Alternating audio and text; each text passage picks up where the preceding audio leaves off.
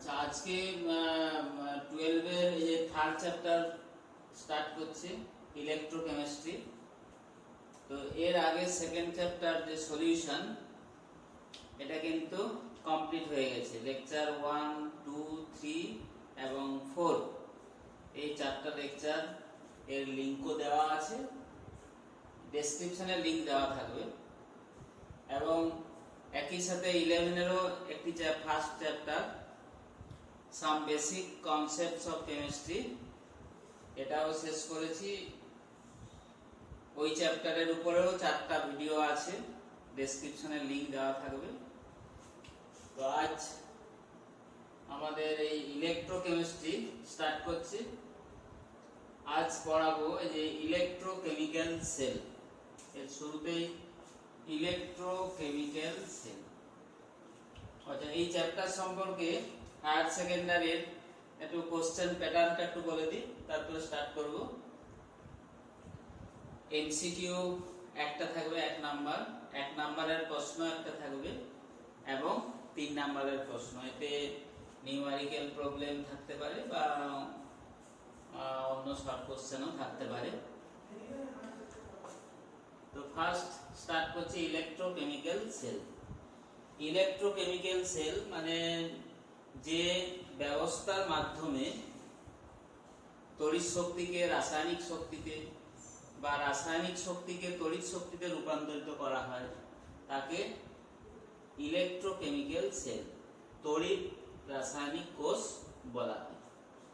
তো তড়িৎ রাসায়নিক কোষ আবার দু রকমের। উপরটা একটু মুছে দিচ্ছি, আশা করি তোমরা ধীরে ধীরে এগুলো লিখে নাও। আজকের এই টপিকগুলো আমি পড়াবো।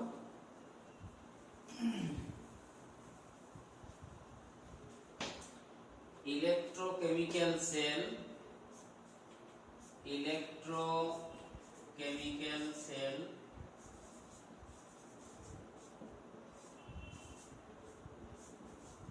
মানে কি বললাম? তড়িৎ রাসায়নিক কোষ, তড়িৎ রাসায়নিক কোষ।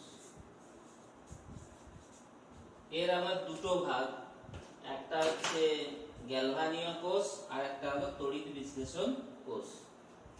গ্যালভানীয় কোষ এর দুটো ভাগ, গ্যালভানীয় কোষ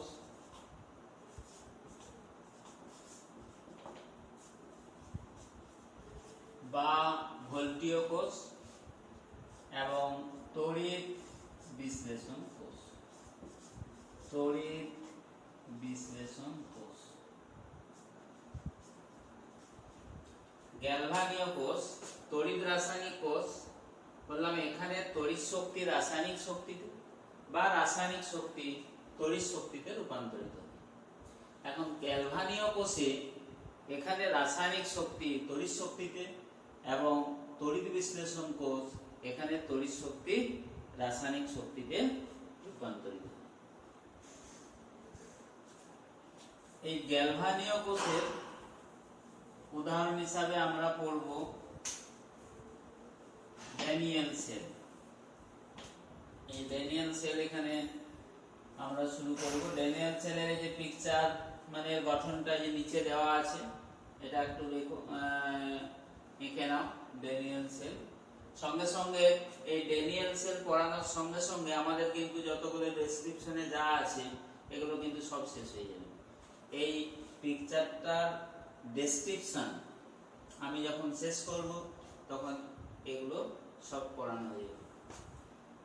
ড্যানিয়েল সেলে যেখানে আসবো আমরা, electrode potential and its origin, মানে তড়িৎদ্বার বিভব এবং এর উৎস।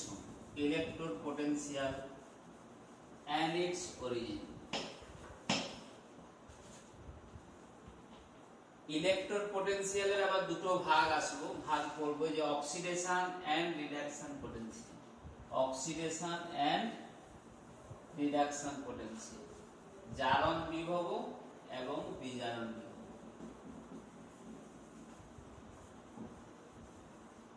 এরপরে আসবো নার্নস্ট ইকুয়েশন, নার্নস্টের সমীকরণ, স্ট্যান্ডার্ড ইলেকট্রোড পোটেনশিয়াল, প্রমাণ তড়িৎদ্বার বিভব একই সাথে আমাদের সব পড়া হবে।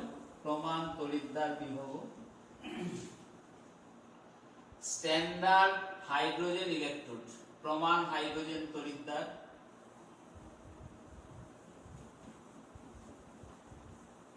এবং determination of standard electrode potential, প্রমাণ তড়িৎদ্বার বিভব নির্ণয়। প্রমাণ তড়িৎদ্বার বিভব একে E0 দিয়ে প্রকাশ করা হয়, E0 নির্ণয়।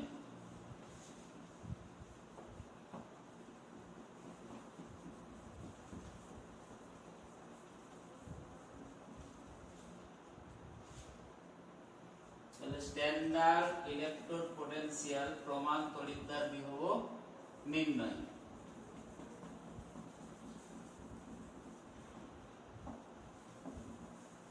আশা করি এগুলো লিখে নিয়েছো সবাই।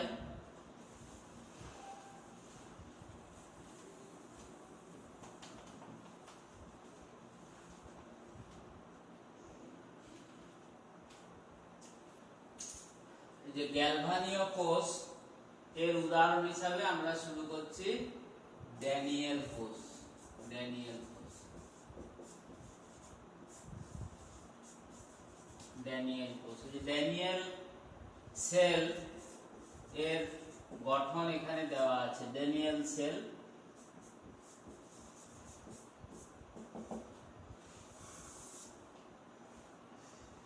কিভাবে এটা গঠন করা হয় না, এই যে দুটো বিকার, এই দুটো বিকারের একটিতে বাম দিকের যে বিকারটি আছে এই বিকারে এই যে জিঙ্ক দণ্ডকে 1 মোলার জিঙ্ক সালফেট দ্রবণে ডোবানো আছে, এবং ডান দিকের বিকারে কপার দণ্ডকে, একটি কপারের দণ্ডকে, কপার রডকে 1 মোলার কপার সালফেট দ্রবণে ডোবানো আছে, আংশিক নিমজ্জিত করা আছে।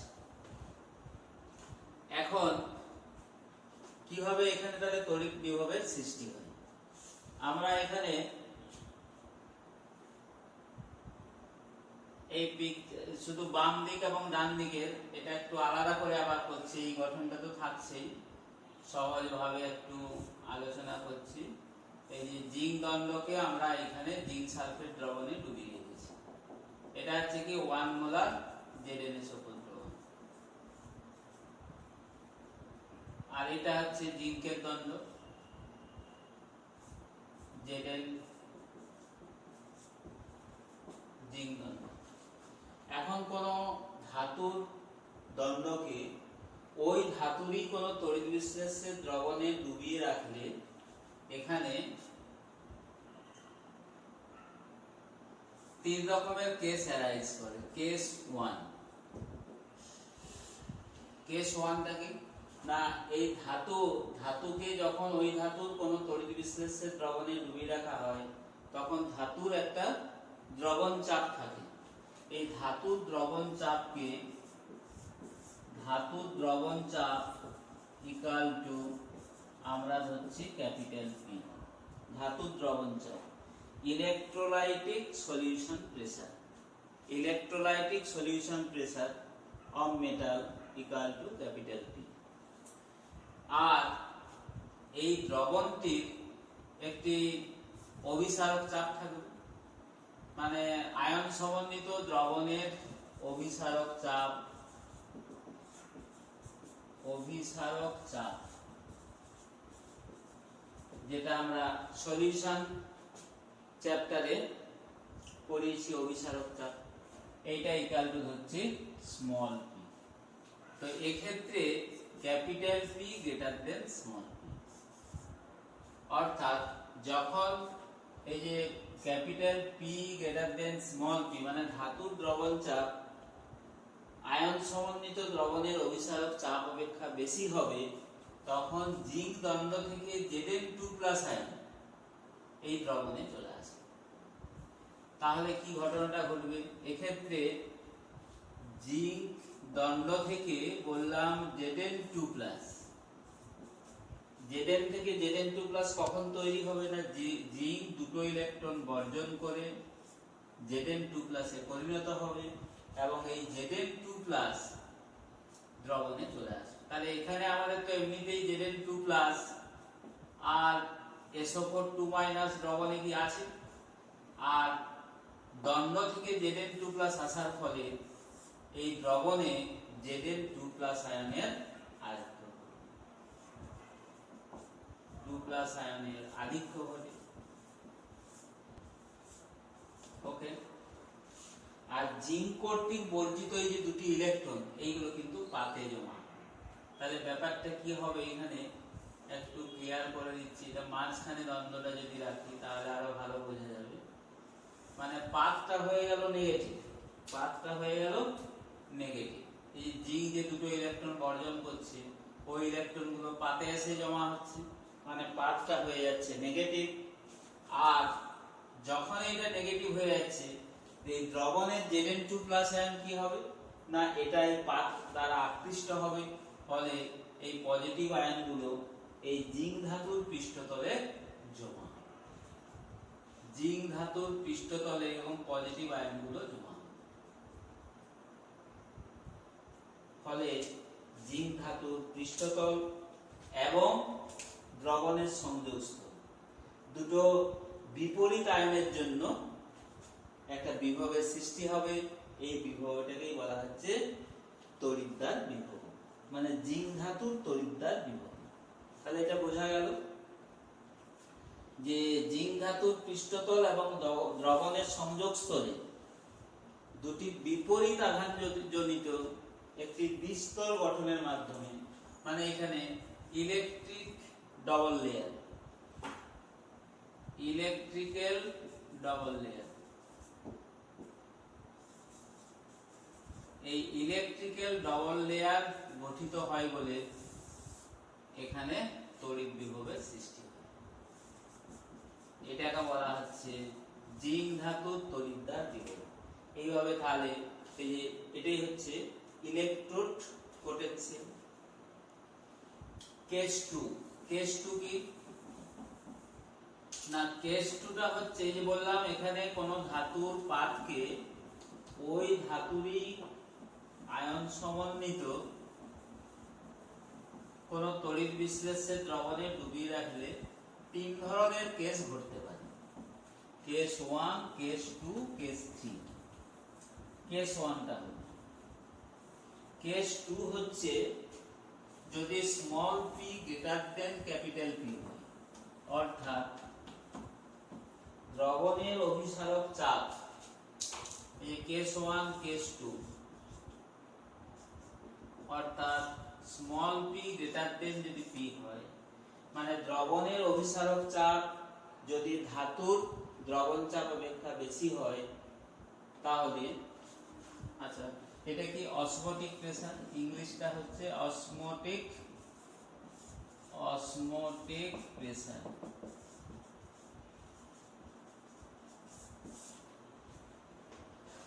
এটার উদাহরণ হচ্ছে এটা, এই ডান দিকের যে বিকারটা আছে, মানে এই যে কপার পাতকে 1 মোলার কপার সালফেট দ্রবণে যদি ডুবিয়ে রাখা, এটা হচ্ছে কপার পাত বা কপারের দণ্ড, আর এটা হচ্ছে 1 মোলার কপার সালফেট দ্রবণ, 1 মোলার CuSO4 দ্রবণ, আর এটা হচ্ছে কপার দণ্ড। তাহলে কপার দণ্ডকে 1 মোলার কপার সালফেট দ্রবণে ডুবিয়ে রাখলে যেহেতু কপারের সক্রিয়তা কম, তাই এক্ষেত্রে কি হয়, CuSO4 দ্রবণে যে Cu2+ আছে, এটা তো এইভাবে বিয়োজিত অবস্থায় আছে, এই Cu2+ গুলো পাতে গিয়ে জমা হয়। কেননা জিঙ্ক হচ্ছে ইলেকট্রোপজিটিভ মেটাল, তাই এটা সহজেই ইলেকট্রন ত্যাগ করে, ইলেকট্রনগুলো এখানে জমা হয়ে পাতটা নেগেটিভ হয়। কিন্তু এটা কপার হচ্ছে নোবেল মেটাল, মানে রাসায়নিক সক্রিয়তা কম, তাই এ সহজে ইলেকট্রন বর্জন করতে পারে না। পরিবর্তে দ্রবণ থেকে Cu2+ গুলো কপারে পাতে গিয়ে জমা হয়, মানে পাতটা হয়ে যাচ্ছে কি নেগেটিভ। যখন এটা নেগেটিভ হয়ে যাচ্ছে তখনই দ্রবণের অ্যানায়নগুলো এই পাতের সংযোগস্থলে গিয়ে,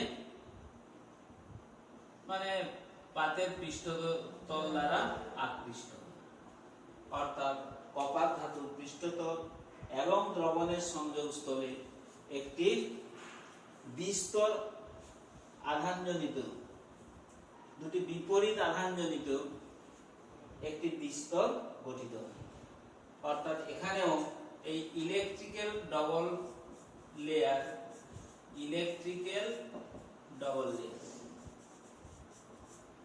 গঠিত। এর ফলে যে বিভবের সৃষ্টি হবে তাকে বলবো কপার ধাতুর তড়িৎদ্বার বিভব। এটাকে বলছি তাহলে কপার ধাতুর তড়িৎদ্বার বিভব। তাহলে এইভাবে আমাদের যে টপিকটা ছিল electrode potential and its origin, এটা আমরা পেয়ে গেলাম। আর কেস 3 টা কি হবে? কেস 3 হচ্ছে যদি p greater than small p হয়, তাহলে কিন্তু এখানে কোনো তড়িৎ বিভবের সৃষ্টি হবে না। কারণ পার্থক্য হলে তবেই সৃষ্টি হবে। এখানে কিন্তু কোনো, যদি ধাতুর দ্রবণ চাপ আর দ্রবণের অভিসারক চাপ এই দুটো যদি সমান হয়ে যায়, তাহলে কিন্তু কোনো তড়িৎ বিভবের সৃষ্টি হবে না। এখানে তড়িৎ বিভব সৃষ্টি হয় না, তড়িৎ বিভব সৃষ্টি হয় না। ওকে,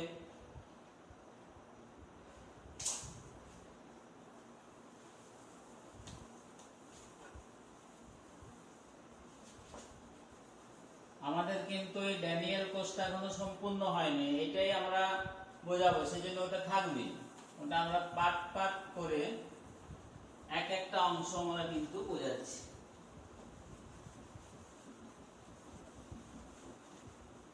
তাহলে এখন আমরা পেলাম তড়িৎদ্বার বিভব, এবং এটা কি করে সৃষ্টি হয় সেটা বোঝানো হয়ে গেল। তড়িৎদ্বার বিভবের দুটো ভাগ, তড়িৎদ্বার বিভবের দুটো ভাগ, একটা জারণ বিভব আর একটা হচ্ছে বিজারণ বিভব। তড়িৎদ্বার বিভবের দুটো ভাগ, তাহলে আমরা পেলাম তড়িৎদ্বার বিভব,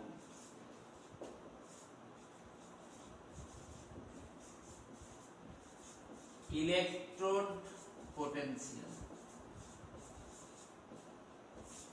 ইলেকট্রোড পোটেনশিয়াল, একে ই দ্বারা প্রকাশ করা হয়। এর দুটো ভাগ, একটা হচ্ছে জারণ বিভব,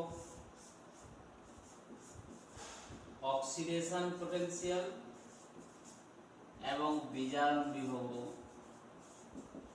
রিডাকশন পোটেনশিয়াল। অক্সিডেশন পোটেনশিয়াল একে ই অক্স দ্বারা প্রকাশ করা হয়, রিডাকশন পোটেনশিয়াল ই রেড দ্বারা প্রকাশ করা হয়। এর তাহলে দুটো ভাগ। তাহলে তড়িৎদ্বার বিভব কাকে বলে, কিভাবে সৃষ্টি হয়, সেটা হলো জারণ বিভব। ব্যাপারটা কি বললাম তাহলে? তাহলে কোন তড়িৎদ্বারে জারণ বিক্রিয়ার ফলে যে বিভবের সৃষ্টি হয় তাকে বলছি জারণ বিভব, আর বিজারণ বিক্রিয়ার ফলে যে বিভবের সৃষ্টি হয় তাকে বলছি বিজারণ বিভব। এখন আমরা যে ড্যানিয়েল সেলটা আলোচনা করছি, তার তাহলে এই লেফট হ্যান্ড সাইডে যে এটা আছে অর্ধকোষ, এগুলোকে এক একটি অর্ধকোষ বলা হয়, হাফ সেল। এই বাম দিকের যে অর্ধকোষটি আছে, এই অর্ধকোষটি, তাহলে এর রাসায়নিক বিক্রিয়াটা কি হলো? Zn অ্যারো Zn2 প্লাস 2, এটা কি অ্যাকোয়াস, এটা S সলিড, তাই একে S দিয়ে প্রকাশ করছি। ভৌত অবস্থাটা মেনশন করে দিলাম। তাহলে আমরা দেখতে পাচ্ছি এটা কি বিক্রিয়া? এটা হচ্ছে জারণ বিক্রিয়া। তাহলে জারণ বিক্রিয়ার ফলে যে বিভবের সৃষ্টি হয় তাকে বলছি জারণ বিভব, এবং এটাকে অ্যানোড বলা হয়, অ্যানোড তড়িৎদ্বার, অ্যানোড। এবং এখানে পাতটা আমাদের কি হয়েছে? নেগেটিভ। তাহলে অ্যানোড তড়িৎদ্বার হচ্ছে নেগেটিভ। আর বিজারণ বিভব হচ্ছে এখানে কোনটা? না, এই ডান দিকে। মানে এখানে বিক্রিয়াটা কি হয়েছে? না, এখানে বিক্রিয়াটা হয়েছে Cu2 plus aqueous plus 2E arrow C। এই বিক্রিয়াটা কি বিজারণ বিক্রিয়া। কারণ আমরা জানি যে রাসায়নিক বিক্রিয়ায় ইলেকট্রন গৃহীত হয়, ইলেকট্রনের গ্রহণ হলে বিজারণ, ইলেকট্রনের বর্জন হলে জারণ। তাহলে এটাকে বলছি আমরা এখানে ক্যাথোড তড়িৎদ্বার। ক্যাথোড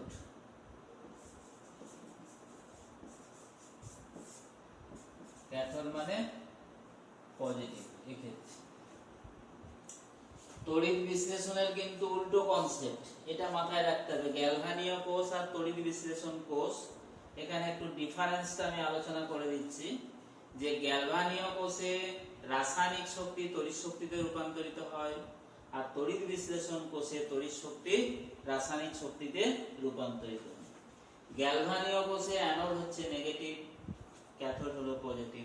কিন্তু তড়িৎ বিশ্লেষণ কোষের উল্টো, অ্যানোড হচ্ছে পজিটিভ, ক্যাথোড নেগেটিভ। তড়িৎ বিশ্লেষণ কোষে একটা পাত্র ব্যবহার করা হয়, একটা পাত্র বা কক্ষে ক্যাথোড এবং অ্যানোড তড়িৎদ্বার ডুবিয়ে রাখা হয়, যেটাকে ভোল্টামিটার বলি আমরা। ভোল্টামিটারের মধ্যেই ক্যাথোড এবং অ্যানোড থাকে, কিন্তু এক্ষেত্রে দুটো পৃথক পৃথক পাত্রে ক্যাথোড এবং অ্যানোড তড়িৎদ্বারটা রাখা হয়। একটু পরে আসছি, আবার আলোচনা করব। এই যে গ্যালভানীয় কোষে সল ব্রিজ মানে লবণ সেতুর দরকার হয়, কিন্তু তড়িৎ বিশ্লেষণ কোষে লবণ সেতুর দরকার হয়। তাহলে এখানে এটা একটু পড়ে নিতে হবে। গ্যালভানীয় কোষ আর তড়িৎ বিশ্লেষণ কোষ, এই দুটোর মধ্যে পার্থক্য। 4টা পয়েন্ট আলোচনা করলাম, এই দুটোর পার্থক্য করলাম। 4টা পয়েন্ট, 1 2 3 4, 4টা পয়েন্ট বই থেকেও পেয়ে যাবে।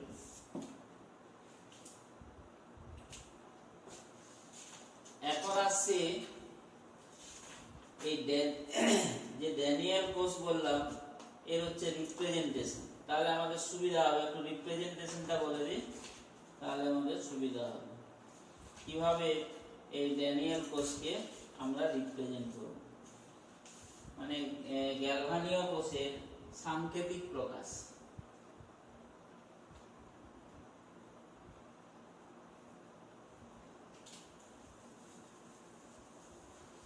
গ্যালভানীয় কোষের সাংকেতিক প্রকাশ।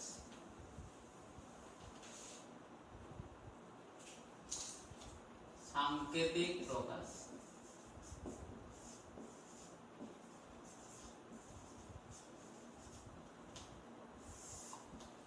এখন এই অ্যানোড তড়িৎদ্বারে তাহলে কি আছে, আমরা এটাকে রিপ্রেজেন্ট করছি। জিঙ্ক রডকে জিঙ্ক সালফেট দ্রবণে ডোবানো আছে। তাহলে এখানে অ্যানোড তড়িৎদ্বারে কি করা হয়, প্রথমে ধাতুর চিহ্ন, ধাতুটা হচ্ছে কি Zn, এর ফিজিক্যাল স্টেট মানে যে সলিড S মেনশন করে দিলাম, এবং এটাকে আংশিক নিমজ্জিত করা আছে 1 মোলার জিঙ্ক সালফেট দ্রবণ ZnSO4। এর মোলার ঘনত্ব মানে 1 মোলার, মোলার ঘনত্বটাকে ব্র্যাকেটে লিখতে হবে। এবং এই দুটো ভিন্ন দশা মানে কঠিন এবং তরল, এটাকে বোঝানোর জন্য একটি উল্লম্ব রেখা ভার্টিক্যাল লাইন ব্যবহার করা। আর ক্যাথোড তড়িৎদ্বারের ক্ষেত্রে প্রথমে তড়িৎ বিশ্লেষ্যটাকে আমরা লিখব CuSO4, CuSO4 1 মোলার। এরপর ধাতু CuS, এবং এখানেও দুটো ভিন্ন দশা বোঝানোর জন্য একটি উল্লম্ব রেখা ব্যবহার করা। আর যেটা এখন আমরা আসিনি করব, এই যে মাঝখানে দুটো অর্ধকোষকে, এটি একটি অর্ধকোষ হাফ সেল, এটা একটা অর্ধকোষ, এটা একটা হাফ সেল। এই দুটো অর্ধকোষকে লবণ সেতু দিয়ে সংযুক্ত করলে লবণ সেতুকে দুটো উল্লম্ব রেখা দিয়ে প্রকাশ করা হয়। এটি হলো লবণ সেতু, দুটো উল্লম্ব রেখা দিয়ে প্রকাশ করা হয় লবণ সেতু, সল ব্রিজ। এটি হলো একটি সম্পূর্ণ তড়িৎ কোষ, এটি হলো সম্পূর্ণ তড়িৎ রাসায়নিক কোষ, ইলেকট্রোকেমিক্যাল সেল।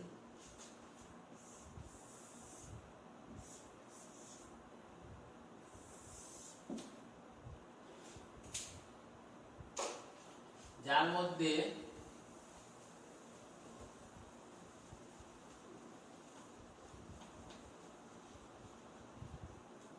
বাম দিকে যেটি আছে জিঙ্ক তড়িৎদ্বার, এটা হচ্ছে অ্যানোড। তাহলে একটি তড়িৎ রাসায়নিক কোষে বাম দিকে যেটা থাকে তাকে বলা হচ্ছে অ্যানোড তড়িৎদ্বার, আর ডান দিকে যেটি থাকে এটা হচ্ছে ক্যাথোড তড়িৎদ্বার। ঠিক আছে, এখন আসছি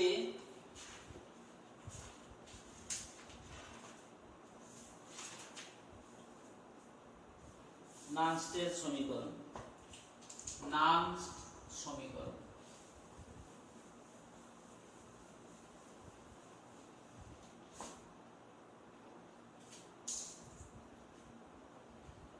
নানস্ট সমীকরণ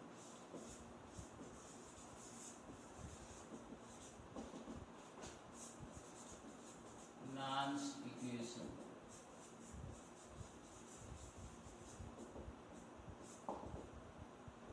ধরি একটি রাসায়নিক বিক্রিয়া AA plus BB plus NE LO CC plus BD। এই রাসায়নিক বিক্রিয়াতে ক্যাপিটাল A এবং B এগুলো হলো বিক্রিয়ক পদার্থ, ক্যাপিটাল C এবং D হলো বিক্রিয়াজাত পদার্থ, এবং small a b small c এবং d এদের মোল সংখ্যা। আর এটা হচ্ছে ইলেকট্রন, nটা হচ্ছে ইলেকট্রনের মোল সংখ্যা, n হলো ইলেকট্রনের মোল সংখ্যা।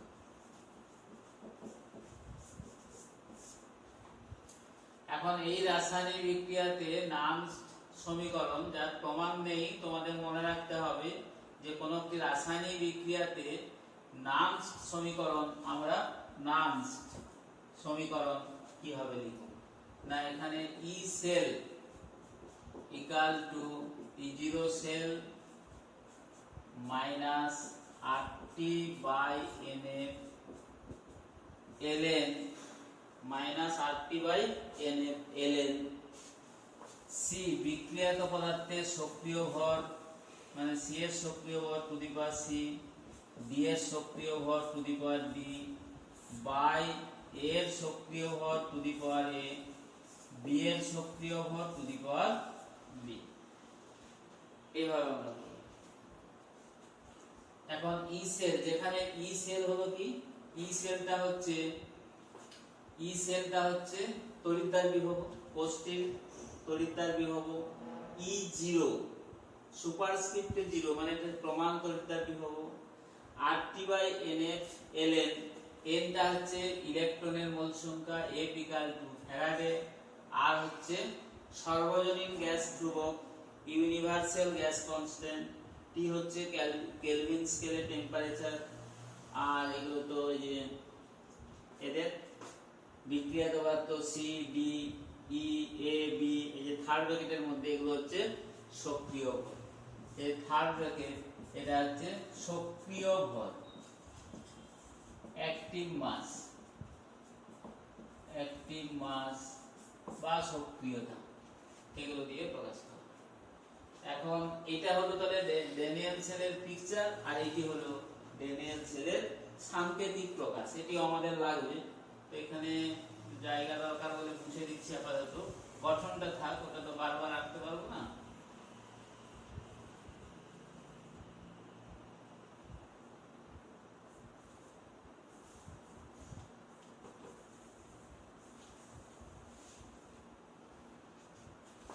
এখন এটার যদি আমরা মান বসাই equal to E0 cell minus RT by NF, আর ln টাকে লগে কনভার্ট করলে 2.303, r এর মান 8.314, t হচ্ছে 298 K, মানে এটা সাধারণত T ইকুয়াল 25 ডিগ্রি সেলসিয়াস উষ্ণতায় বিক্রিয়াটি সম্পন্ন করা হয়, তাই T equal to 273 plus 25 K 298 kelvin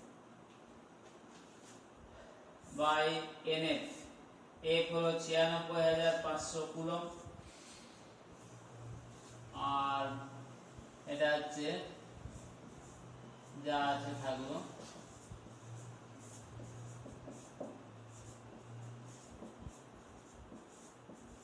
okay. E0 cell minus E0 cell minus এই যে এটা গুণ করলে আমাদের চলে আসবে 0.059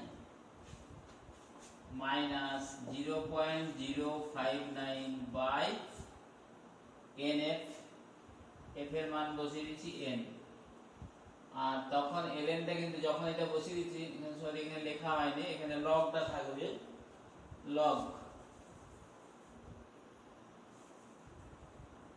n ইনটু 96,500, এটা T298 এখানে log, তাহলে এটা হচ্ছে আমাদের log, এইটি হলো নান্সটের সমীকরণ। C এর সক্রিয় ভর to the power C, D এর সক্রিয় ভর to the power D by A এর সক্রিয় ভর to the power A, B এর সক্রিয় ভর টু দি পাওয়ার B। এই সমীকরণটিকে বলা হচ্ছে নান্সটের সমীকরণ। এই সমীকরণ এইটিকে বলা হচ্ছে যে নান্সট সমীকরণ। ওকে, এখন আসছে প্রমাণ তড়িৎদ্বার বিভব। প্রমাণ তড়িৎদ্বার বিভব এটা এই সমীকরণ থেকে চলে আসে, প্রমাণ তড়িৎদ্বার বিভব।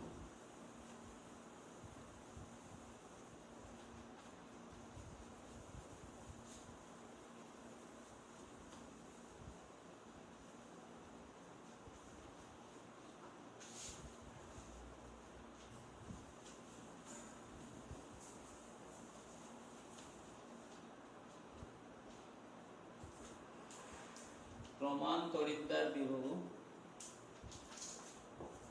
প্রমাণ তড়িৎদ্বার বিভব, স্ট্যান্ডার্ড ইলেকট্রোড পোটেনশিয়াল।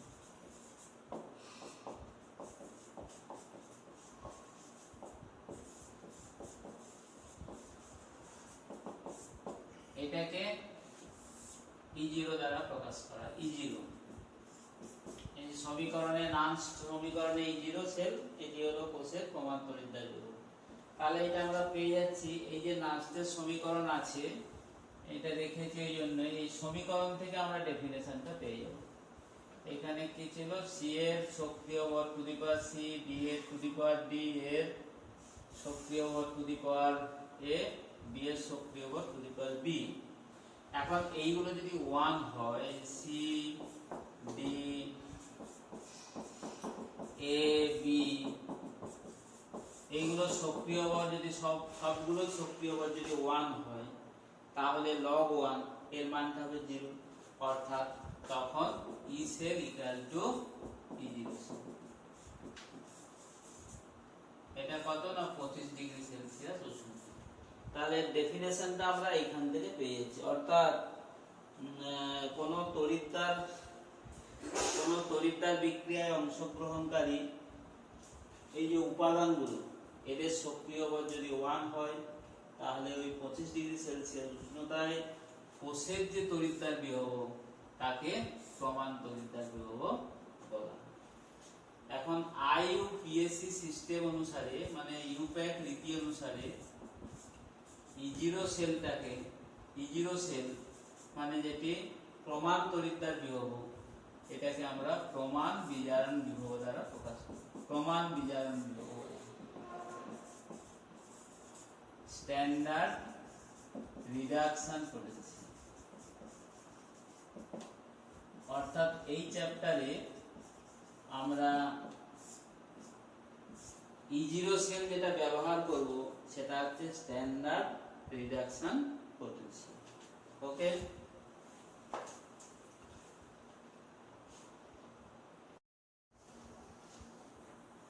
এই যে লবণ সেতু, সল্ট ব্রিজ, এটা হচ্ছে লবণ সেতু। তো এই লবণ সেতু বা সল্ট ব্রিজ এটা কি না, এর মধ্যে সমান গতিবেগ সম্পন্ন কোনো ক্যাটায়ন এবং অ্যানায়ন, সমান গতিবেগ সম্পন্ন ক্যাটায়ন এবং অ্যানায়ন সম্পন্ন কোনো তড়িৎ বিশ্লেষ্য পদার্থ নিয়ে এর গাঢ় দ্রবণ তৈরি করতে হবে এবং ওই গাঢ় দ্রবণে তাদের সমান গতিবেগ সম্পন্ন ক্যাটায়ন এবং অ্যানায়ন, এদের গতিবেগ সমান। এরকম কোন তড়িৎ বিশ্লেষ্যের গাঢ় দ্রবণে যোগ করতে হবে 11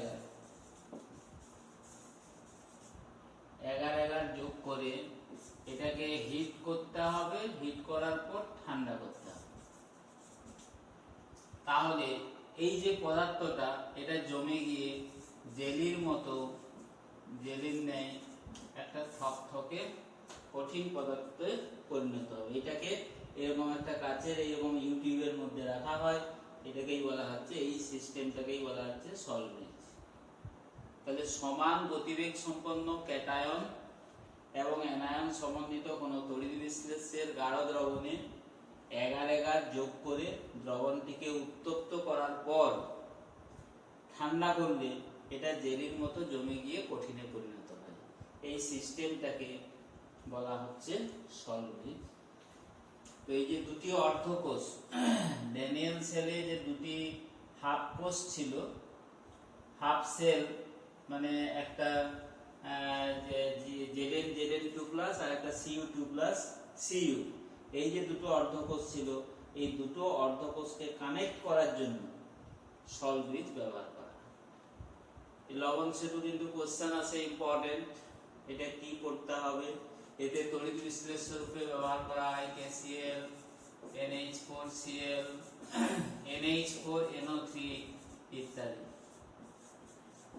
অর্থাৎ যে ক্যাটায়ন এবং অ্যানায়ন থাকবে তাদের গতিবেগটা যেন সমান থাকে। আর ব্যবহার করা হয় এর ফাংশনটা করতে হবে, লবণ সেতুর কাজ, লবণ সেতুর কার্যপ্রণালী, মানে এই লবণ সেতুর ভূমিকাটা কি না, এর কাজ হচ্ছে দুটো অর্ধকোষ দ্রবণের মধ্যে, এই যে দুটো অর্ধকোষ দ্রবণের মধ্যে সংযোগ স্থাপন করা এক, দ্বিতীয় হচ্ছে একটি বিকারের দ্রবণ যাতে দ্বিতীয় বিকারের সঙ্গে মিশে যেতে না পারে, তৃতীয়ত এই দুটো দ্রবণকে তড়িৎ নিরপেক্ষ থাকতে সাহায্য করে। এটা হচ্ছে লবণ সেতুর কাজ।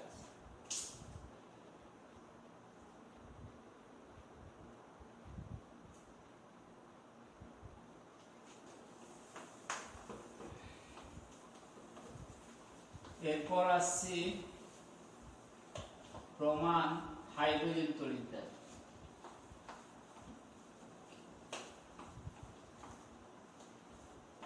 এবং প্রমাণ তড়িৎদ্বার বিভব নির্ণয়। প্রমাণ হাইড্রোজেন তড়িৎদ্বার এবং প্রমাণ তড়িৎদ্বার বিভব নির্ণয়। প্রমাণ হাইড্রোজেন তড়িৎদ্বার, স্ট্যান্ডার্ড হাইড্রোজেন ইলেকট্রোড এবং প্রমাণ তড়িৎদ্বার বিভব নির্ণয়। প্রমাণ তড়িৎদ্বার বিভব নির্ণয়।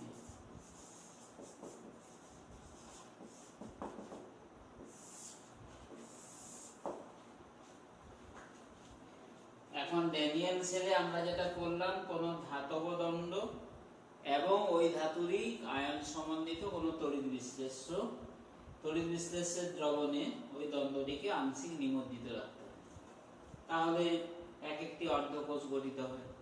এখন এই হাইড্রোজেন তড়িৎদ্বার কি না, হাইড্রোজেন তো গ্যাসীয় পদার্থ, তাই হাইড্রোজেন তড়িৎদ্বার গঠন করতে হলে প্লাটিনাম ব্ল্যাকের আস্তরণযুক্ত একটি প্লাটিনাম পাত নিতে হবে এবং এই পাতকে কোনো একক সক্রিয়তা সম্পন্ন H+ আয়নের দ্রবণে ডুবিয়ে ওই দ্রবণের মধ্যে 1 অ্যাটমসফিয়ার চাপে হাইড্রোজেন গ্যাস চালনা করলে যে তড়িৎদ্বার গঠিত হয় তাকে প্রমাণ হাইড্রোজেন তড়িৎদ্বার বলা হয়। প্রমাণ হাইড্রোজেন তড়িৎদ্বার কি বললাম না, প্লাটিনাম ব্ল্যাকের আস্তরণযুক্ত প্লাটিনাম পাতকে একক সক্রিয়তা সম্পন্ন কোন H+ আয়ন মানে কোন অ্যাসিড দ্রবণে ডুবিয়ে রেখে ওই দ্রবণের মধ্যে 1 অ্যাটমসফিয়ার চাপে হাইড্রোজেন গ্যাস চালনা করতে হবে, তাহলে প্রমাণ হাইড্রোজেন তড়িৎদ্বার গঠিত হবে। ওই যে প্লাটিনাম ব্ল্যাকের আস্তরণযুক্ত প্লাটিনাম পাত হাইড্রোজেন গ্যাসকে অধিশোষণ করে, ওই হাইড্রোজেন আর H+ মিলে তড়িৎদ্বারটা গঠিত হয়।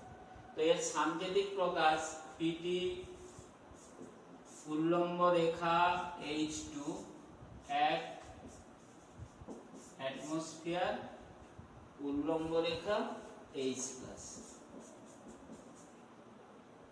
AH+ ওই যে একক সক্রিয়তা সম্পন্ন, তাই AH+ = 1। এটি হচ্ছে প্রমাণ হাইড্রোজেন তড়িৎদ্বারের সাংকেতিক প্রকাশ। সাংকেতিক প্রকাশ।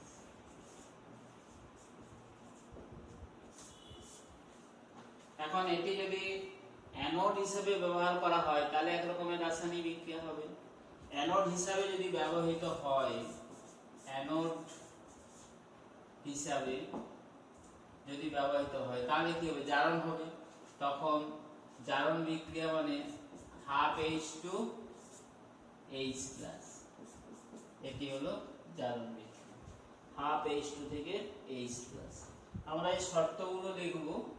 এই যে এটা 1 অ্যাটমসফিয়ার, এখানে H+ = তাহলে ½ H2 থেকে H+ প্লাস কি হবে? প্লাসই, এটি হলো জারণ বিক্রিয়া। আর যদি ক্যাথোড হিসাবে হয় তাহলে উল্টোটা হবে, H+ AH+ = 1 প্লাস E এরো ½ H2 G 1 অ্যাটমসফিয়ার।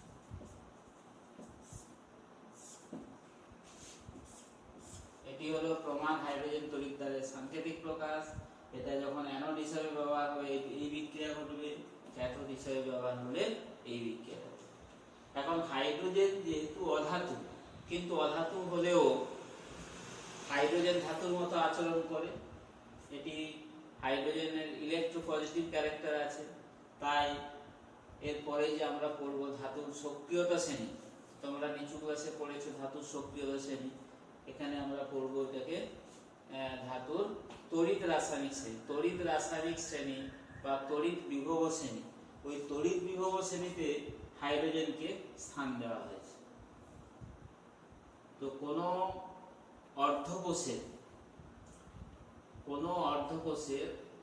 বা কোনো তড়িৎ কোষের তড়িৎদ্বার প্রমাণ তড়িৎদ্বার বিভব নির্ণয় করার জন্য, এখন আসছি আমরা E0 নির্ণয়, প্রমাণ তড়িৎদ্বার বিভব নির্ণয় করার জন্য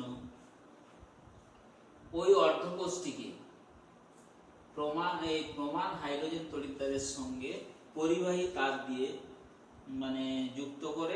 যুক্ত করা হয় এবং এর প্রমাণ তড়িৎদ্বার বিভব E0 0 ধরা হয়, 0 ধরা হয়। মানে কোন কোষের প্রমাণ তড়িৎদ্বার বিভব নির্ণয় করতে হলে একটা রেফারেন্স ইলেকট্রন লাগে। তো এই হাইড্রোজেন তড়িৎদ্বারকে রেফারেন্স ইলেকট্রন হিসেবে ব্যবহার করা হয়। রেফারেন্স ইলেকট্রন, হাইড্রোজেনকে আমরা রেফারেন্স ইলেকট্রন হিসেবে ব্যবহার করি। এবং পরে আবার রেফারেন্স ইলেকট্রনের উদাহরণ আসছে, রেফারেন্স ইলেকট্রন হিসেবে ব্যবহার করা হয়। এই হাইড্রোজেন তড়িৎদ্বারকে রেফারেন্স ইলেকট্রন হিসেবে ব্যবহার করা হয়। যে তড়িৎদ্বারের প্রমাণ তড়িৎদ্বার বিভব আমরা নির্ণয় করব তাকে রাখবো ক্যাথোডে, এবং এটা যেহেতু 0 ধরা হয় তাহলে এটাকে রাখবো অ্যানোডে। হাইড্রোজেন তড়িৎদ্বারটাকে আমরা রাখবো অ্যানোডে। তাহলে আমরা তারপর পোটেনশিওমিটার যন্ত্রের সাহায্যে পোটেনশিওমিটার যন্ত্রের সাহায্যে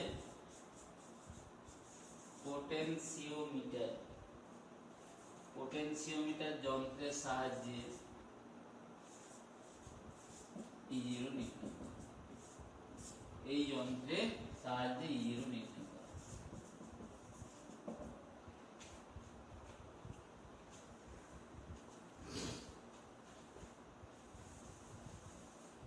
কিভাবে সংযুক্ত করব, ঠিক একইভাবে চিত্র হবে। মাঝে সলব্রিজ থাকবে, এই ডান দিকে থাকবে, এই ডান দিকে থাকবে কোনো পরীক্ষণীয় তড়িৎদ্বার, বাম দিকে থাকবে হাইড্রোজেন তড়িৎদ্বার। এই দুটোকে সলব্রিজ দিয়ে যুক্ত করব।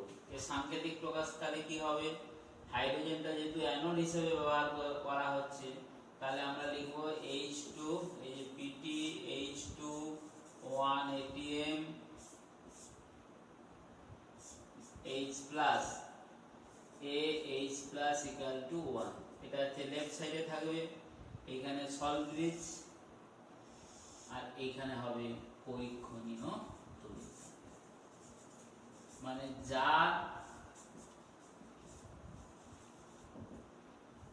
যে তড়িৎদ্বারের আমরা E0 নির্ণয় করব তাকে রাখবো ডান দিকে। তাহলে এরপরে আমাদের সূত্র আছে, অতএব E0 সেল ইকুয়াল টু, সূত্রটা হচ্ছে E0 সেল ইকুয়াল টু হচ্ছে E0 এই পরীক্ষণীয় তড়িৎদ্বার মাইনাস হাইড্রোজেন তড়িৎদ্বার। এবার লেফট সাইডে যেটা থাকবে মানে E0 R minus E0 L, এটি হলো সূত্র। ডান দিকে যেটা থাকছে তাহলে সেটি হচ্ছে পরীক্ষণীয় তড়িৎদ্বার, আর এটা হচ্ছে শূন্য E0 আর এটাই তো পরীক্ষণীয়, এটা হবে পরীক্ষণীয় তড়িৎদ্বার। তাহলে এটা শূন্য, হাইড্রোজেনটা শূন্য, আর এটা হচ্ছে পরীক্ষণীয় তড়িৎদ্বার। পটেনশিওমিটার যন্ত্রে তাহলে যে রিডিংটা দেখাবে সেটাই হচ্ছে পরীক্ষণীয় তড়িৎদ্বারের প্রমাণ তড়িৎদ্বার বিভব। এইভাবে আমরা প্রমাণ তড়িৎদ্বার বিভব কোনো তড়িৎদ্বারের নির্ণয় করতে পারি। এখন আসছে তড়িৎ বিভব শ্রেণী।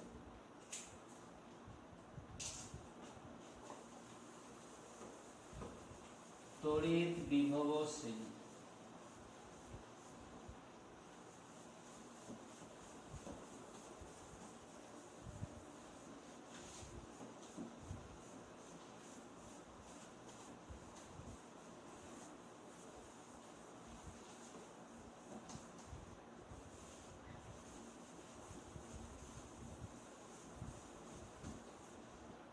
একটু আগে বলেছি যে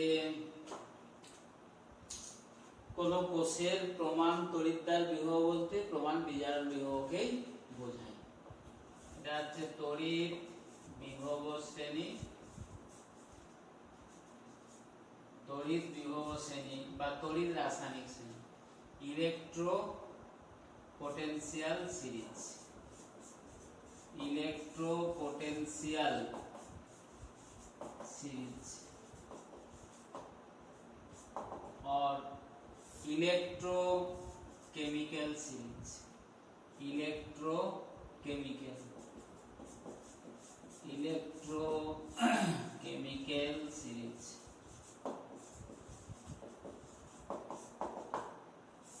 ইলেকট্রোকেমিক্যাল এটা হচ্ছে বিভিন্ন ধাতুকে তাদের প্রমাণ বিজারণ বিভবের ঊর্ধ্বক্রম অনুসারে, মানের ঊর্ধ্বক্রম অনুসারে সাজিয়ে আমরা যে শ্রেণী পাই তাকে বলা হচ্ছে তড়িৎ বিভব শ্রেণী। কি বললাম যে বিভিন্ন ধাতুর দুভাবে এটাকে বলা যায়, বিভিন্ন ধাতুর রাসায়নিক সক্রিয়তার অধক্রম অনুসারে ধাতুগুলিকে যে শ্রেণীতে সাজানো হয় সেই শ্রেণীটাকে বলা হচ্ছে তড়িৎ রাসায়নিক শ্রেণী, ইলেকট্রোকেমিক্যাল সিরিজ। আর তড়িৎ বিভব বলতে এইভাবেও বলা যায় যে যে অর্ধকোষগুলো, বিভিন্ন অর্ধকোষগুলিকে তাদের প্রমাণ বিজারণ বিভবের মানের ঊর্ধ্বক্রম অনুযায়ী সাজিয়ে আমরা যে শ্রেণী পাবো তাকে বলবো তড়িৎ বিভব শ্রেণী। তো এটা তোমার কোন একটি অর্ধকোষের প্রমাণ বিজারণ বিভবের মান যত বেশি নেগেটিভ হবে, মানে যত সর্বনিম্ন হবে তার বিজারণ ধর্ম তত বেশি হবে, মানে সেটি তত তীব্র বিজারক হবে, এবং যার সর্বোচ্চ হবে সেটি তত তীব্র জারক হবে। তো এই শ্রেণীটা একটু মনে রাখতে হবে এইভাবে: লিথিয়াম, পটাশিয়াম, ক্যালসিয়াম, সোডিয়াম। এখান থেকে যদি একটু লিখি, এই lithium, potassium, calcium, sodium, magnesium, aluminium, zinc, chromium, iron, nickel, tin, plate, hydrogen, copper, মার্কা এটা দরকার নেই, সিলভার, গোল্ড, আর শেষে একটা অধাতু মনে রাখতে হবে, ক্লোরিন। ওকে, এখন তাহলে এইগুলো অর্ধকোষ হিসাবে মনে রাখতে হলে তাহলে আমরা কিভাবে মনে রাখবো? Li প্লাস এই Li, K প্লাস K এই হবে 2 plus Ca, Na plus Na, Mg2 plus Mg। তো উপরে যে চারটে ধাতু আছে লিথিয়াম, পটাশিয়াম, ক্যালসিয়াম, সোডিয়াম, এগুলোকে এইভাবে একটা ছড়ার আকারেও মনে রাখা যেতে পারে, লিকা কানা, এইভাবে মনে রাখা যেতে পারে, লিকা এলআইকে, লিকা কানা। এই চারটে ধাতু হয়ে গেল, লিথিয়াম, পটাশিয়াম, ক্যালসিয়াম, সোডিয়াম, এটা Ca। উচ্চারণটা কি বললাম? লিকা কানা। মজা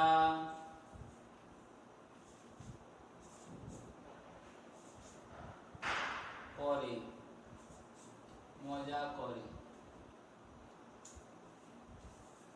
CORE।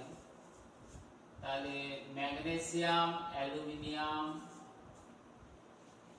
Zinc, chromium, Al3 plus Al, Zn2 plus Zn, Cr3 plus Cr, এ হবে Fe2 প্লাস Fe ইত্যাদি।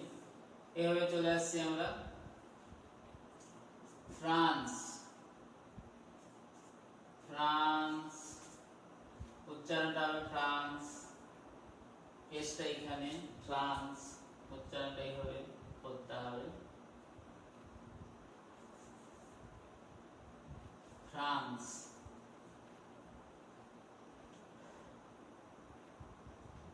ফ্রান্স পায়নি বিশ্বকাপ, পায়নি বিশ্বকাপ,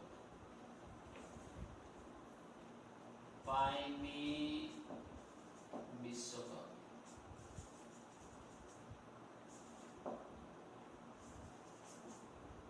পিবি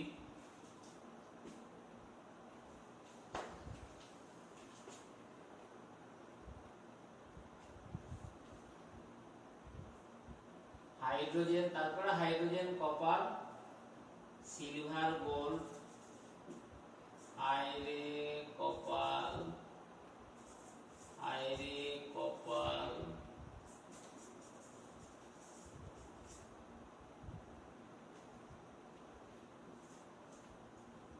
সিগো, সিগো,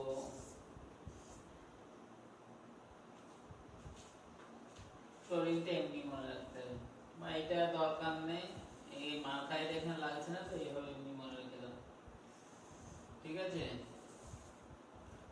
আচ্ছা, এখানে Cu2 plus Cu, Ag plus A, Au3 plus Au, F2 এখানে Pt দিতে হবে 2M মাইনাস A।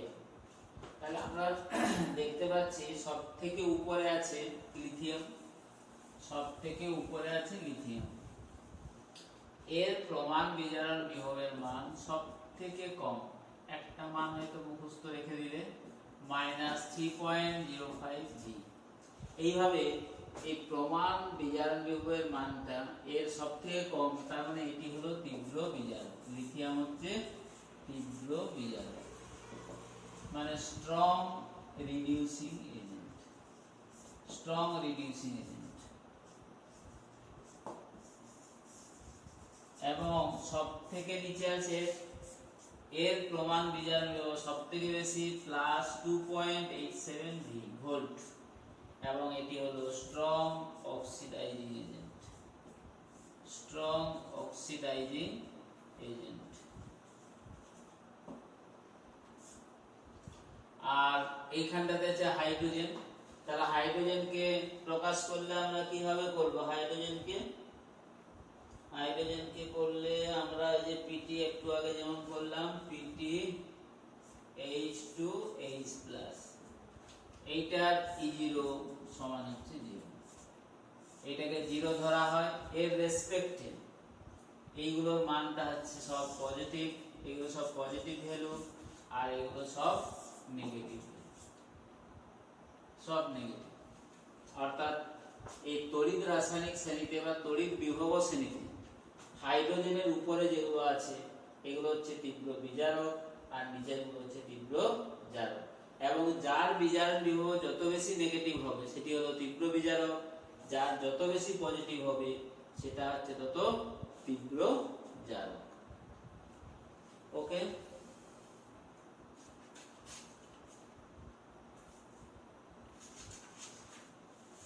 আচ্ছা এখানে এবারে চলে আসছি এই যে গ্যালভানীয় কোষে ক্যাথোড এবং অ্যানোড শনাক্তকরণ। এখন এগুলো বলেছি বা বলা হয়ে যাবে। তড়িৎ চালক বল, ইলেকট্রোমোটিভ ফোর্স, এটা একটু বলবো আমরা এখন। Electromotive force. আর এখান থেকে আরেকটা জিনিস লাগে, যেমন এই যে তড়িৎ রাসায়নিক কোষ থেকে যেমন Cu Fe2+, আচ্ছা Fe plus Cu2+, arrow Fe2+, তার মানে এটা হয়েছে আমাদের কি বিজারণ, রিডাকশন, এটা হয়েছে অক্সিডেশন।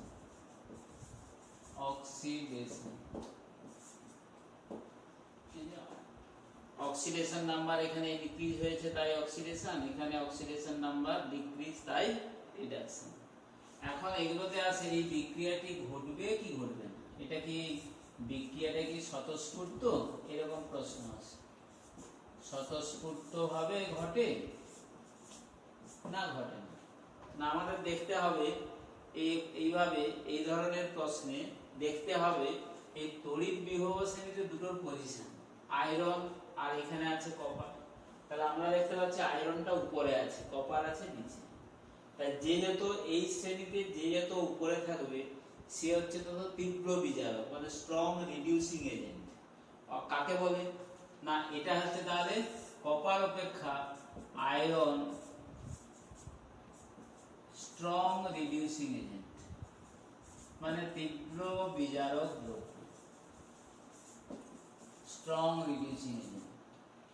রিডিউসিং এজেন্ট বিজারক দ্রব্য কাকে বলে না, নিজে জারিত হয়ে অপরকে বিজারিত করবে।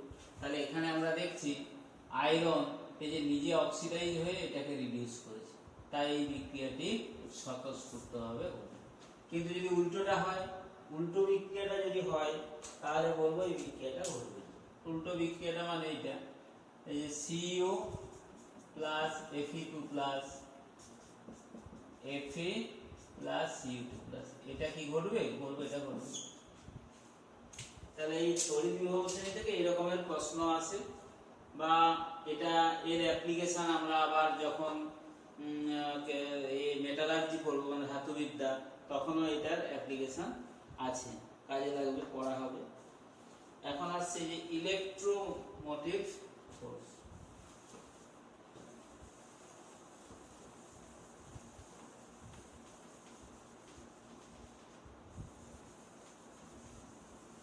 ইলেকট্রোমোটিভ ফোর্স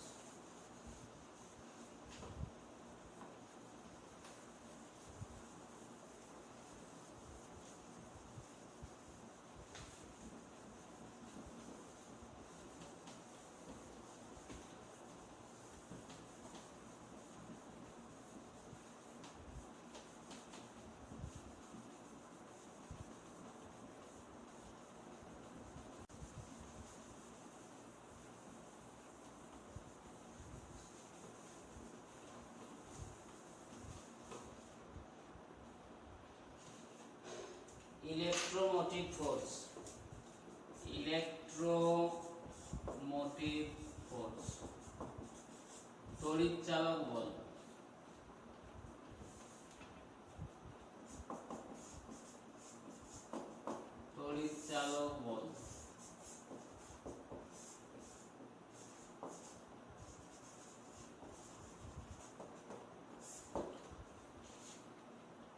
ই সংক্ষেপে ইএমএফ। এখন এই ইলেকট্রোমোটিভ ফোর্স এটা কি না, এই যে আমরা একটু আগে গ্যালভানীয় কোষ করলাম, বা এই যে গ্যালভানিক সেলের একটা উদাহরণ দেওয়া আছে, ড্যানিয়েল সেল। এখানে আমরা দেখতে পাচ্ছি যে ক্যাথোড তড়িৎদ্বারে যেটি থাকবে তার তড়িৎদ্বার বিভব অ্যানোড তড়িৎদ্বার বিভব অপেক্ষা সবসময় বেশি। সেই কারণে এখানে ক্যাথোড থেকে অ্যানোডের দিকে কিন্তু এই যে তড়িতের প্রবাহ লেখা আছে না, ফ্লো অফ ইলেকট্রিসিটি, মানে তড়িতের প্রবাহ, যেহেতু এর বিভব বেশি তাই তড়িতের প্রবাহ ক্যাথোড থেকে অ্যানোডের দিকে পরিবাহী তারের মধ্য দিয়ে ক্যাথোড থেকে অ্যানোডের দিকে প্রবাহিত হয়। এখন আর ইলেকট্রনের প্রবাহ, যে ফ্লো অফ ইলেকট্রন, এটা তাহলে অ্যানোড থেকে ক্যাথোডের দিকে হবে। এখন যদি বর্তনী মুক্ত অবস্থায় থাকে, তাহলে মুক্ত অবস্থায় থাকাকালীন এই দুটো তড়িৎদ্বারের মধ্যে বিভবের যে পার্থক্য, তাকে ওই কোষের তড়িৎচালক বল বলা হয়। মুক্ত বর্তনী অবস্থায় কোনো গ্যালভানীয় কোষের দুটো তড়িৎদ্বারের মধ্যে তড়িৎ বিভবের যে পার্থক্য, তাকে বলা হচ্ছে তড়িৎচালক বল। একে ই সেল দিয়ে প্রকাশ করা হয়। অতএব ই সেল সমান হচ্ছে ই cathode minus E anode. Cathode যেহেতু সবসময় ডান দিকে থাকে, তাই এটা হচ্ছে ই আর মাইনাস ই এল, এটা লেফট সাইডে থাকে ই এল। এখন এইটা হচ্ছে আমাদের ইএমএফ। এটাকে এইভাবে আমরা আবার প্রমাণ তড়িৎদ্বার বিভব বললে ই0 সেল তখন হয়ে যাবে একই রকম, ই0 আর মাইনাস ই0। এটি হচ্ছে প্রমাণ তড়িৎদ্বার বিভব। ই0 আর মানে ক্যাথোড তড়িৎদ্বারের প্রমাণ বিজারণ বিভব, অ্যানোড তড়িৎদ্বারের প্রমাণ বিজারণ বিভব। এখন একটি কোষের উপস্থাপনা সঠিক কিনা সেটা জানার উপায় হচ্ছে সবসময় ই0 আর ই0 এর থেকে বেশি হবে, মানে কোষ এক্ষেত্রে ই0 আর অলওয়েজ গ্রেটার দেন ই0 এর। তাহলে ই0 সেলের মানটা কি হবে? পজিটিভ হবে। তাহলে যদি আমরা দেখি কোনো গ্যালভানীয় কোষের ই0 সেল পজিটিভ হয়, তাহলে বলবো কোষটির উপস্থাপনা সঠিক। কোষটির উপস্থাপনা সঠিক, অর্থাৎ গ্যালভানীয় কোষের যে রিপ্রেজেন্টেশন সেটা কারেক্ট। যদি if E0 cell of the galvanic cell is positive, then representation of this cell is correct. এটা আমরা বলতে পারি। গ্যালভানীয় কোষের তড়িৎচালক বল সংক্রান্ত এবারে নামস সমীকরণ। এখন নামস সমীকরণ আমরা আগেই বলেছি। এখন এই যে ড্যানিয়েল কোষটার নামসের সমীকরণটা আমরা লিখব।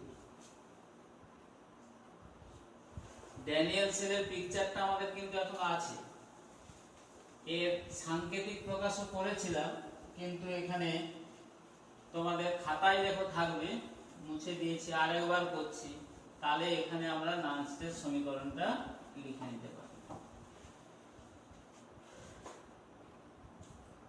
আচ্ছা, ধরা যাক একটি galvanic cell Zn2+ salt bridge CO2+ C। তাহলে এখানে কোষ বিক্রিয়া কি হবে এগুলো প্রশ্ন আসে। এরকম একটা গ্যালভানিক সেল দেওয়া আছে, এর কোষ বিক্রিয়াটা কি হবে? সেল রিঅ্যাকশনটা হবে প্রথমে তাহলে অ্যানোডের বিক্রিয়া, অ্যানোড রিঅ্যাকশন Zn থেকে Zn2+, মানে Zn arrow Zn2+ plus 2। Cathode রিঅ্যাকশনটা হচ্ছে Cu2+ প্লাস 2 অ্যারো C। কেন? এখানে সব সময় ঘটে অক্সিডেশন আর এখানে রিডাকশন। অ্যানোডে সব সময় জারণ ঘটবে আর ক্যাথোডে সব সময় বিয়ার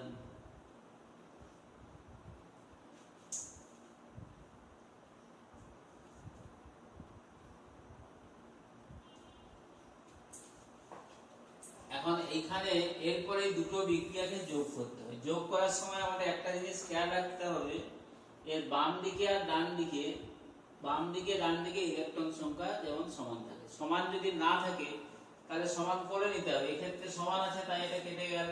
অতএব সেল রিঅ্যাকশনটা হবে Zn plus Cu2 plus arrow Cu plus Zn2। ওকে, এটাই হচ্ছে তাদের সেল রিঅ্যাকশন। তাহলে এইভাবে কোন একটি গ্যালভানিক সেল যদি দেওয়া থাকে তার সেল রিঅ্যাকশনটা হবে। সেল রিঅ্যাকশন থেকে আমরা তাহলে নানস্ট ইকুয়েশন পেয়ে যাব। যে নানস্ট ইকুয়েশন হবে, নানস্ট ইকুয়েশনটা হচ্ছে কি বললাম, E cell equal to E0 cell minus 0.059/n। n হচ্ছে কি ইলেকট্রনের মোল সংখ্যা কত, এখানে 2 মোল ইলেকট্রন লেগেছে, 2 লগ বিক্রিয়াত পদার্থের সক্রিয় ভর, এখানে Cu এর সক্রিয় ভর, Zn2 এর সক্রিয় ভর বাই Zn এর সক্রিয় ভর, Cu2 এর সক্রিয় ভর ইকুয়াল টু হবে E0 cell minus 0.059/2 log Zn2 এর সক্রিয় ভর বাই Cu2 এর সক্রিয় ভর, যেহেতু Zns equal to Cus equal to, মানে কঠিন অবস্থায় জিঙ্ক কপার এদের সক্রিয় ভর Q1, তাই আমাদের নানস্ট সমীকরণটা জানালো। এইভাবে অন্যান্য কোষেরও আমরা কতগুলো কোষের তোমরা প্র্যাকটিস করতে পারো। এগুলোর কিছু ইলেকট্রোকেমিক্যাল সেল নিয়ে তার নানস্ট ইকুয়েশন কি হবে এগুলো প্র্যাকটিস করতে পারো। যেমন CD2+, cadmium 2+, salt bridge H+, H2PT, এগুলো এই অ্যাসাইনমেন্ট থাকলো।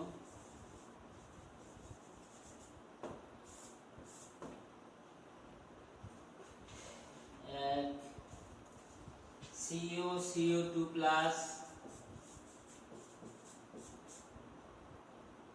Ag+, Ag, মানে এগুলো কি করতে হবে, এগুলো করতে হবে যেটা সেটা হচ্ছে সেল রিঅ্যাকশন। এই যে দুটো ইলেকট্রোকেমিক্যাল সেল দিলাম, এদের সেল রিঅ্যাকশন লিখতে হবে। Cell reaction, write down cell reaction and Nernst equation.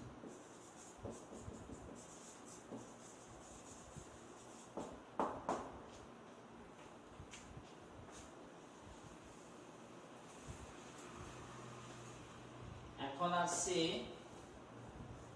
এই যে নানস্ট সমীকরণের সাহায্যে কোষ বিক্রিয়ার সাম্য ধ্রুবকের মান নির্ণয়। আচ্ছা, এটা পরের ক্লাসে হবে। আজ আমাদের এই পর্যন্তই ছিল, এই পর্যন্তই আমাদের থাকছে আজকের ক্লাস। তাহলে এটা আমাদের যে ইলেকট্রোকেমিস্ট্রির ফার্স্ট লেকচার হলো। এর আগে সলিউশন চ্যাপ্টারটা আমি শেষ করেছি, এর লিংক ডেসক্রিপশনে ওইগুলোর 4টা লেকচার আছে সলিউশন কেমিস্ট্রির উপর। সলিউশন কেমিস্ট্রির আরেকটা মানে ভিডিও আপলোড করব এরপরে, ঠিক তাতে কিছু কোশ্চেন অ্যান্সার থাকবে এবং কিছু নিউমেরিক্যাল প্রবলেম থাকবে, এবং ওগুলোর ডেসক্রিপশনে প্রত্যেকটা লিংক দেওয়া থাকবে।